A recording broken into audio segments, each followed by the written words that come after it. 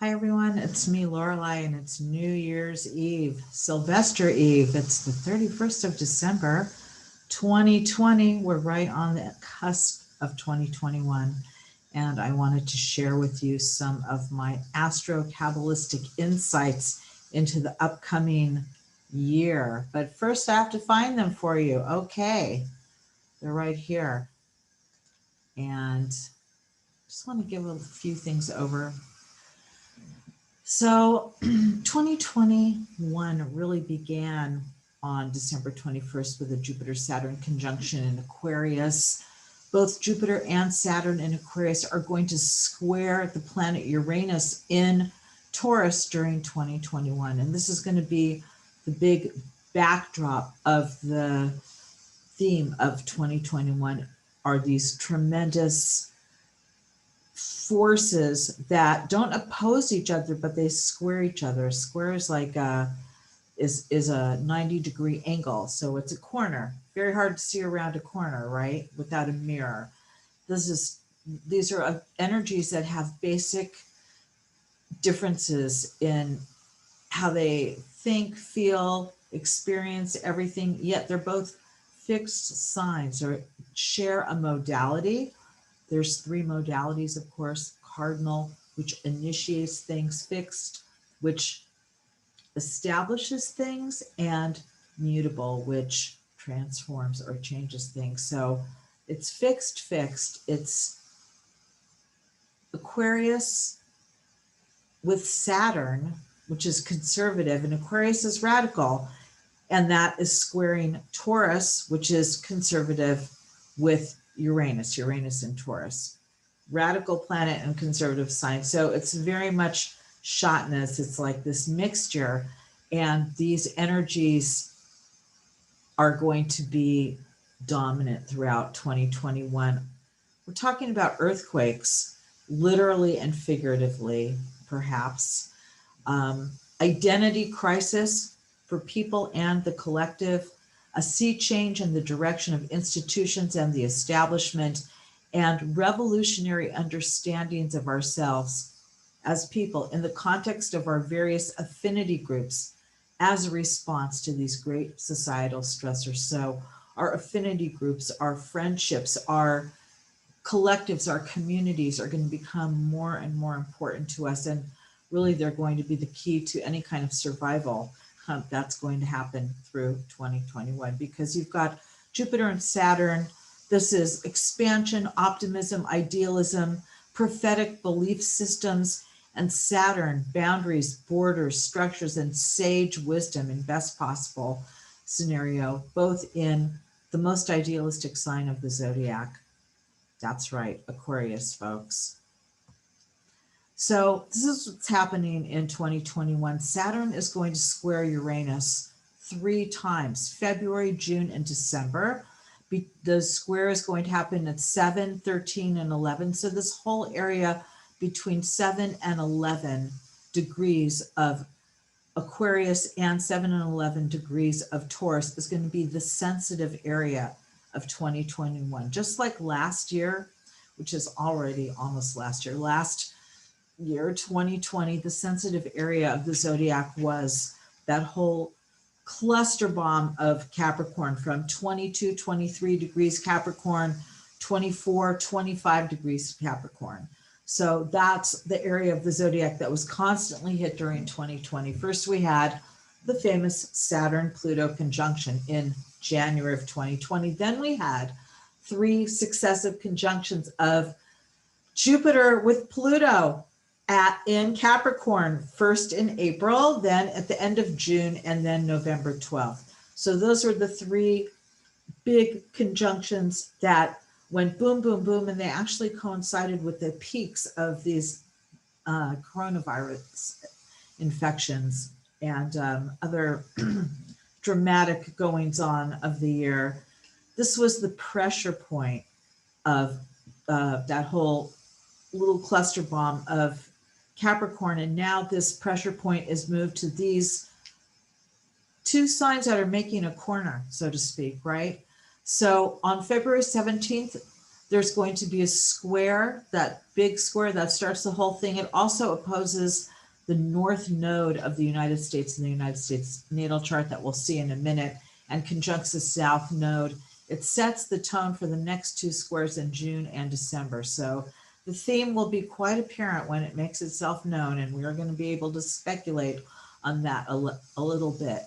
Just want to remind you that a square is this conflict of elements, air and earth of the same modality, which is fixed, the fixed sign. So this conflict, it's an internal conflict. It needs to be resolved by working with the creative tensions, so to speak, over a time period. It's not something that gets fixed in a day. It is coming to grips. It's literally coming to grips with these conflicting elements, and of air, which is thought, and earth, which is of manifestation. So, there's going to be a big gap between the real and the ideal, and some of that is just painful. The other thing that happens in 2021 is the nodal axis, the north and south node of the moons, the lunar nodes, continue their journey through the north node through Gemini, the south node through Sagittarius, and their nodes, of course, go in the quote unquote wrong or opposite direction. It's just how the nodes work, folks. So by the end of 2021, going into 22, the very last day or week or whatever of December, the nodes will switch, and the south node will be in Scorpio, the north node will be in Taurus. So while this is happening, all of 2021, we still have this Gemini Sagittarius mutable sign nodal axis.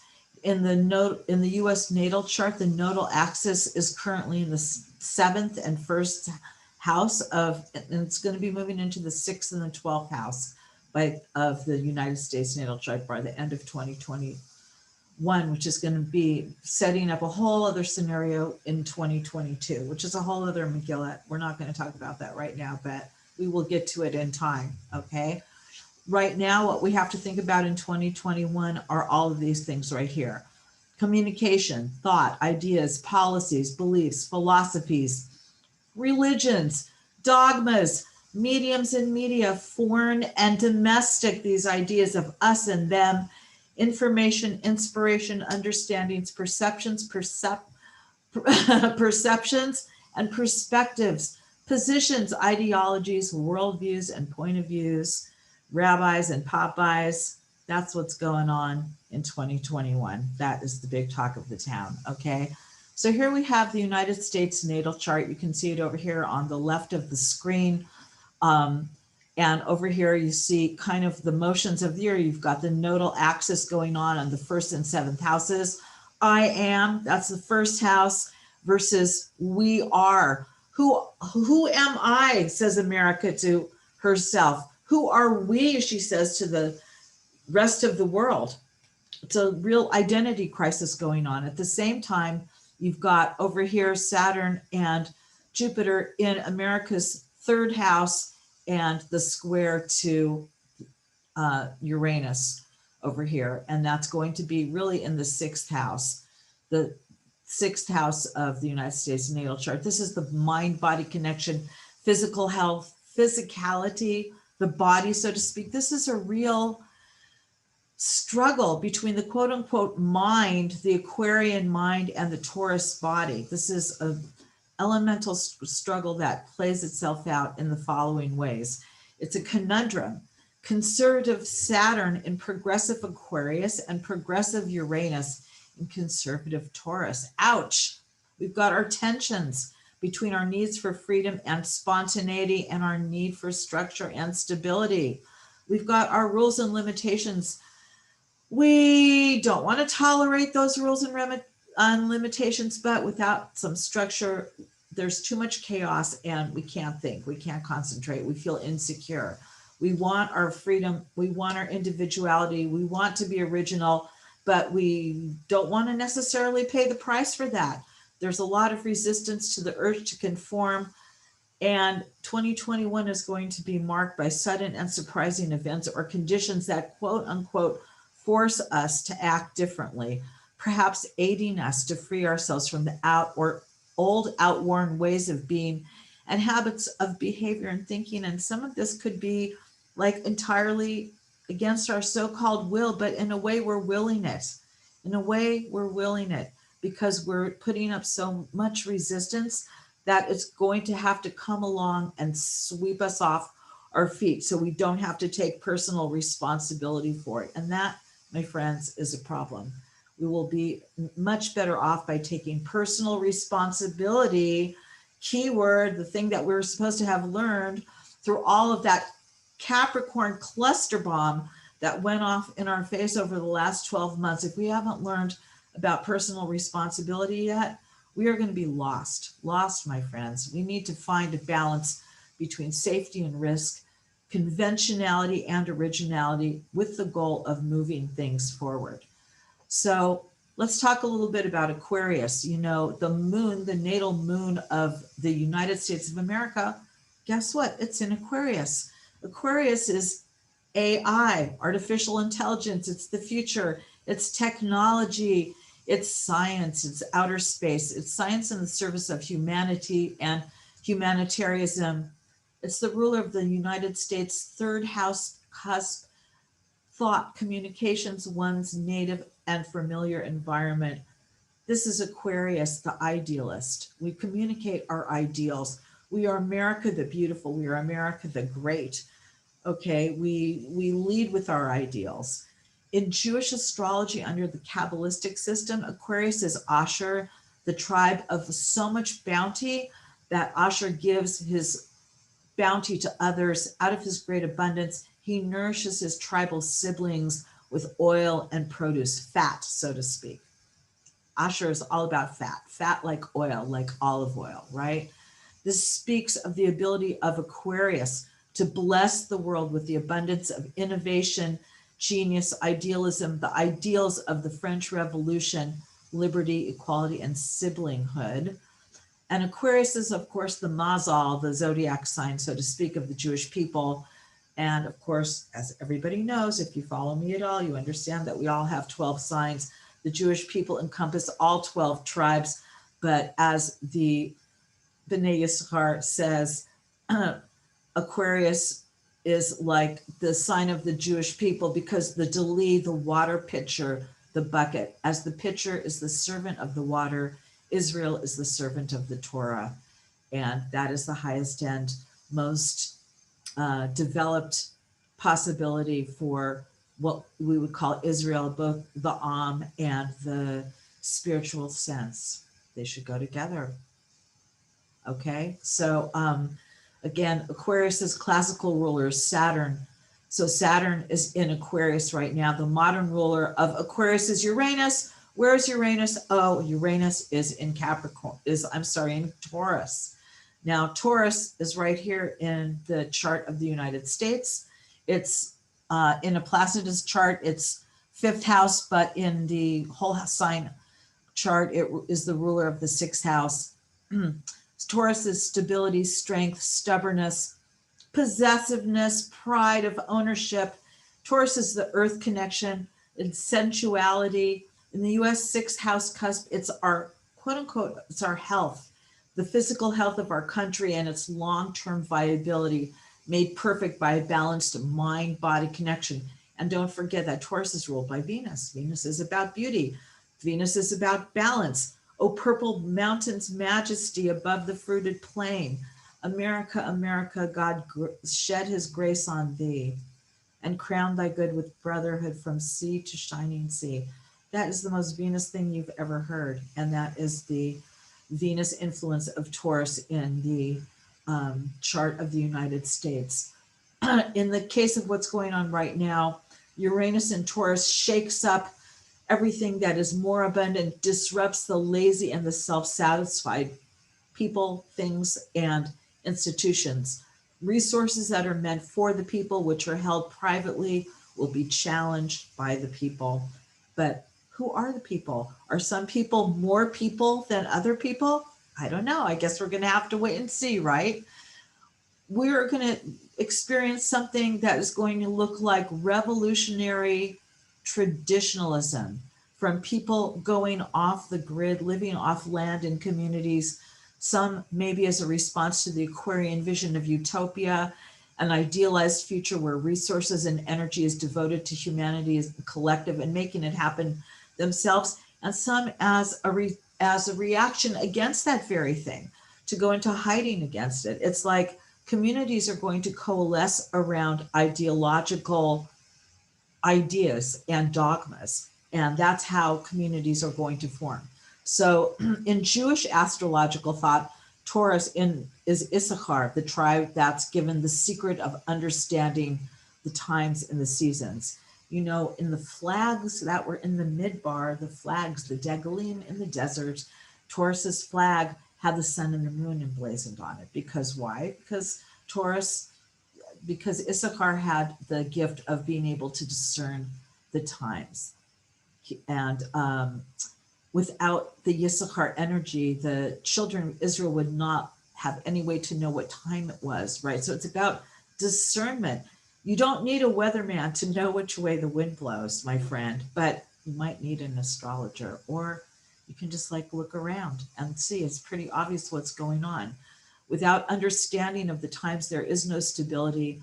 Understanding the times in terms of the turning of the epochs is Issachar's gift via Uranus and Taurus.